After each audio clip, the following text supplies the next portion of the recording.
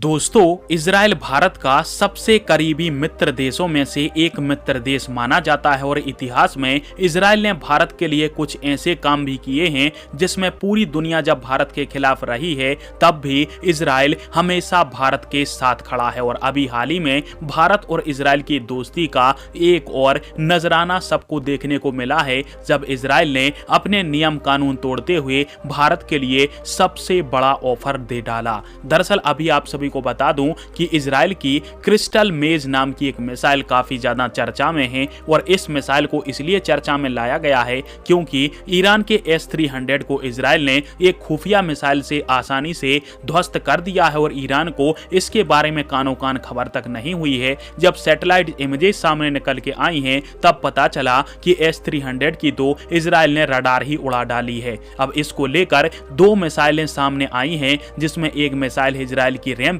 और दूसरी मिसाइल है क्रिस्टल मेज 2 और इन्हीं में से किसी एक मिसाइल से इजराइल ने हमला किया है ईरान की रडार के ऊपर, जिससे S-300 भी इस मिसाइल को नहीं पकड़ पाया और इस मिसाइल ने S-300 की रडार को भी नष्ट कर दिया है। अब इजराइल की इन मिसाइलों की क्षमताओं को देखते हुए भारतीय वायुसेना भी इन मिसाइलों को लेना चाहती है। अब आप सभी को बता दूं कि रैम्पेज मिसाइल पहले से ही इंडियन नेवी को मिल चुकी है, परंतु भारतीय वायुसेना भी चाहती थी कि हमें यह मिसाइल चाहिए और इसके लिए इजराइल के साथ भारत का समझौता हो चुका है। और अब जो हमारी भारतीय वायुसेना है उसको भी इजराइल की घातक मिसाइल मिल चुकी है जो कि फाइटर जेटों से लॉन्च होगी और हमारे सुखोई 30 MKI को एक लंबी रेंज प्रदान करेगी दुश्मन पर हमला करने के लिए। इसकी रेंज करीब 250 किलोमीटर की है और इससे भी बड़ी बात यह है कि भारतीय वायुसेना अपने लिए रैम्पेज मिसाइल को पूरी तकनीक के तहत मेक इन इंडिया में भारत में ही बनाना चाहती है, जिसके लिए इजराइल रेडी है और यह मिसाइल